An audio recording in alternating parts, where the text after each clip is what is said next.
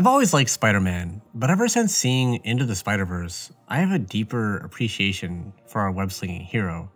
Something about Miles Morales just resonates with me more, and I've struggled to put why into words. But recently, I finally got around to watching the MCU Spider-Man movies with Tom Holland, and surprisingly, this scene in Spider-Man Homecoming helped me understand what it is about Miles I love so much.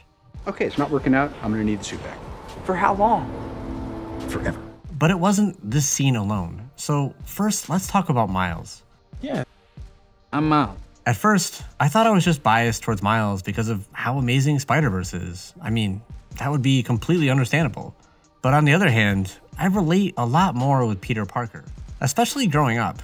A nerdy white kid who gets bullied at school, struggling to fit in, feeling overly responsible for things and self-sacrificing to an unhealthy level. Peter Parker does such a good job beating himself up, Doc Ock gets jealous. Oh, hey Eddie, of the channel Actual Context. Yeah, over on my channel, you and I just did a video about how Spider-Man's powers are ideal for someone with anxiety or trauma. The link is below. But my Eddie Tingle told me, you're working on more Spidey content? I was actually digging into Miles' additional powers for our video that got me thinking about Spider-Man's powers more. You know, his ability to camouflage himself and his Venom Strike.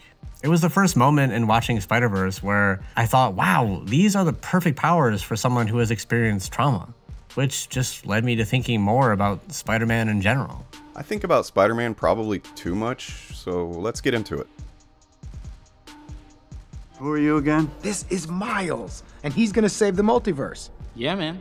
I've only just started getting interested in comics from our discussions, so hopefully you don't mind helping me out in that area, Eddie. Yeah, of course. Talking comics at people is my specialty. So, if I understand correctly, there are 4 versions of Miles' story. Yeah, his original comics took place in the Ultimate Universe, and then Miles was brought into the main Marvel Universe, which is known as the 616, where all the heroes we know and love exist. Then there's Into the Spider-Verse in the latest game, Spider-Man Miles Morales. No matter which universe Miles is in, his parents, his Uncle Aaron, Peter Parker, and his best friend Ganke all play an important role in Miles' story. Though the role they play may change significantly between some versions, in some stories we see the death of Peter Parker, the original Spider-Man, as a motivating factor in Miles feeling he should step up and do something with his superpowers. But in the more recent versions of Miles' stories, Peter Parker is alive and is a friend and mentor to Miles. I love getting to see the dynamic between Peter and Miles. I also find it interesting that something major like Peter Parker not dying and having him as a mentor doesn't fundamentally change who Miles is. That's true. Miles is just a kid, and he's just trying to do his best. He's struggling to live up to the expectations of being Spider-Man. And he's never grappling with his powers or new identity entirely alone either. Like in Spider-Verse, Miles had all the other Spider people to help him become Spider-Man, especially Peter B. And then at the end of the film, after all the Spider people had returned to their own universes, we see Miles meet his best friend Ganke. Ganke is a crucial part of Miles' story. Miles told Ganke he was Spider-Man before he told anyone else, and Ganke actually makes Miles' web fluid for him, based on Peter's formula that Aunt May provided. I love that the inclusion of Ganke means that there's always someone Miles can go to as Spider-Man. I think we're ready to get back to that scene from Homecoming now. Thanks so much for swinging by, Eddie. Until next time, peace, love, refuge. If you're nothing without this suit, then you shouldn't have it. So what is it about this scene that told me anything about Miles? You may have heard of Viktor Frankl. That's not a name from comics, although it sounds like it could be a good comic name, doesn't it? If you haven't heard of him, there's a good chance you've seen one of his quotes thrown around before. In some ways, suffering ceases to be suffering at the moment it finds a meaning, such as the meaning of a sacrifice. It's one of those inspirational quotes you see a lot with self-help books or grind culture. The quote is from his most well-known book, Man's Search for Meaning. I think there is some truth to the quote. There is value in accepting suffering may be unavoidable and focus on why we're doing something. But the suffering has to be unavoidable. Another quote by Viktor Frankl I don't see as often is, "To suffer unnecessarily is masochistic rather than heroic." There is nothing inherently good about suffering, and it only makes sense to me that this also applies when we have power over someone else. It can be tempting to use our power to force what we believe is the right decision. But making someone else suffer isn't a teaching tool, it's sadistic. Not literally, at least not for most people. And I, for one, can't wait to watch. When Tony Stark takes away the suit out of fear for Peter, it may be well-intentioned, but that doesn't change the impact. Without the suit, Peter is left in a far more dire situation than was necessary. While it did serve as a challenge to overcome that proved to himself he is more than just a suit, if Tony Stark wanted to keep Peter safe, the best thing to do would have been to leave it. Tony taking the suit was more about not wanting to feel responsible if something happened to Peter. It was probably obvious Tony Stark was in the wrong as soon as he said, "God, I sound like my dad." whereas the only thing Peter was wrong about was Tony Stark actually being in the suit this time. And Tony happening to really be there this one time doesn't somehow prove Peter foolish. It's a nice moment in that it does show Tony cares to the audience, but it doesn't change what Peter is saying. Those weapons were out there and I tried to tell you about it, but you didn't listen. None of this would have happened if you had just listened to me. The entire movie, Peter has constantly tried to contact Tony and never got any sort of sign that he's being taken seriously. In fact, he's treated like a nuisance. Call you back. Feel free not to. He has every reason to think that he's not being listened to. So Peter did exactly what a hero should do. And Tony knew this about Peter. In fact, it's why he recruited him in the first place. When you can do the things that I can, but you don't, and then the bad things happen, they happen because of you. Peter never needed Tony as an authority figure over him. He was going to do the right thing, whether he had permission or not. Don't tell Aunt May. All right, Spider-Man. What Peter needed was support, and instead, Tony hit Peter's greatest fear. Do you know that I was the only one who believed in you? Everyone else said I was crazy to recruit a 14-year-old kid. But did going through all of this make Peter better? I mean, he overcame the challenge and learned he was more than the suit, right? But I think this is the wrong question. The question we should ask is, would Peter have grown without that challenge? And if the answer is yes, then going through all of this wasn't necessary. We have seen no sign that Peter wavers when it comes to doing the right thing. So it feels safe to say he would still encounter dangerous situations to overcome. And is there any reason to believe he couldn't have felt worthy of being Spider-Man through being supported? There is a concept in psychology called post-traumatic growth, which is basically when someone experiences adversity, they may grow dramatically in response.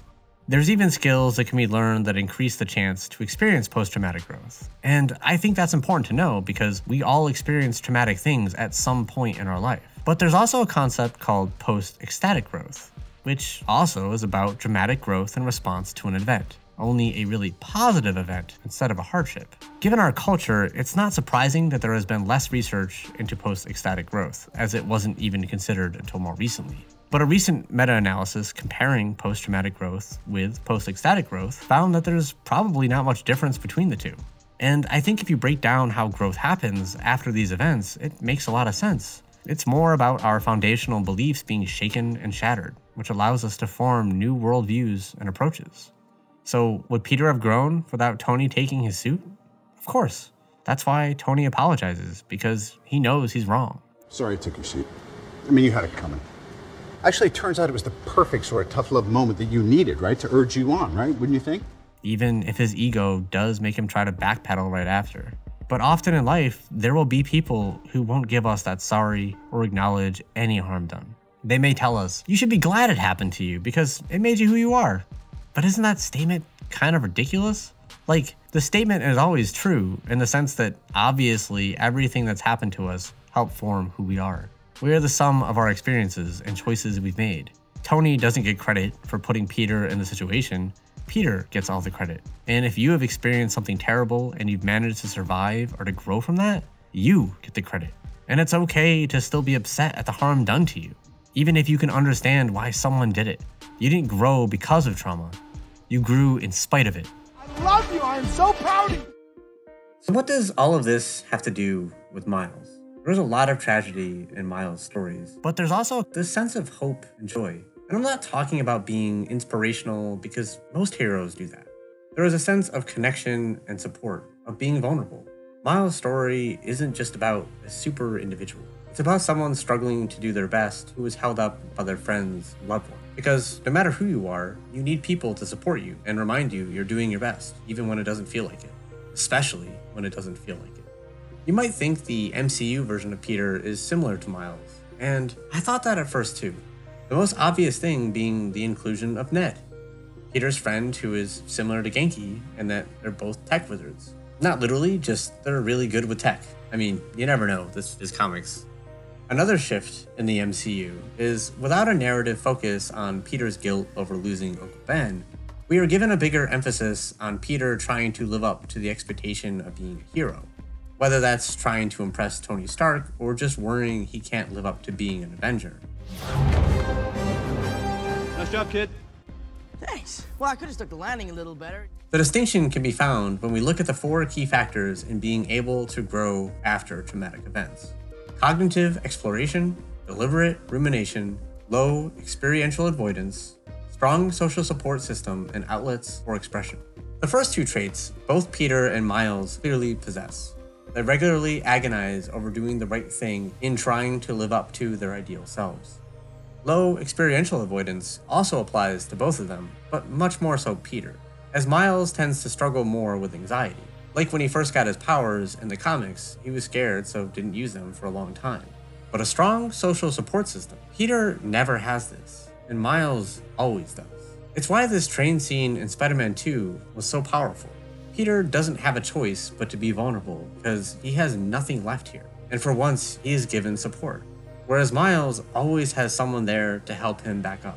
Like in the Ultimate Comics, when Miles fought Venom, he had to watch his mother die. It was clearly not Miles' fault. His mother had been hit by a stray cop bullet during the fight, but he still blamed himself. Genki was there to remind him there's nothing he could have done, and he was forgetting about all the lives he had saved. And in each version of Miles' story since, we have seen his social support system leaned into even more narratively. As he's been brought into the main Marvel universe, his parents now know he's Spider-Man and are supportive of it. Even Peter Parker is alive and his friend. In the MCU, Ned isn't really there as a support system when it comes to Peter being Spider-Man. Yes, he's the guy in the chair, but he's not really emotional or mental support. Peter is someone who wants to keep all of that from people he cares about. I think we see these core differences portrayed perfectly between Miles and Peter in the Spiders chapter of the Generations comic series, when Miles is sent back in time and gets to meet the original Spider-Man. On the day Miles arrives, Peter has just survived the iconic scene where he had a building dropped on him. He's all alone in a room, completely wiped and battered, worrying over whether Aunt May is going to die when he finally receives the call she's going to pull through. It's a day that encapsulates so well what being Spider-Man is like for Peter Parker. Earlier in that same day, Miles had gone to his own house and saw his younger self with his mother, and witnesses one of the best things, the moment where he met his best friend, Genki, for the first time. And I think the focus Miles' stories have on being vulnerable and having support, we also see that we don't have to suffer. We probably will, but it's not required. And we can hope that generations after us will suffer less than we did. We want things to be easier for others. If you have struggled or are suffering now, I hope you are able to find a way to get through and process it in any way you can to be who you want to be. Sometimes things just suck. There should be no pressure to make something more of that. And you don't need to throw yourself into situations as some sort of test. The world will find enough reasons to make us suffer. Resilience can be useful, but a focus on grit for the sake of grit is for villains. Yo, I gotta tell you, Pete, I really admire your grit. Thanks for watching, and remember, if you enjoyed this, you'll love this video on Spider-Man over on Actual Context's channel. I'm really proud of the work we put into it and grateful for the opportunity to work with Eddie, who's a dear friend. Our patrons this week have chosen to spotlight Vegify. Vegify is looking to make it easier to go vegan and run by our very own first patron, John Carmack. I enjoyed the recipes on their channel and look forward to trying out the app, even though I struggle with various food sensitivities, so I'm not sure I could manage going vegan fully myself. I think it's great that someone is trying to make going vegan, which can feel very complicated, much more accessible. If you want to help pick the next creator we spotlight, you can become a patron at patreon.com/questingrefuge. Take care of yourselves, and remember, you're not alone.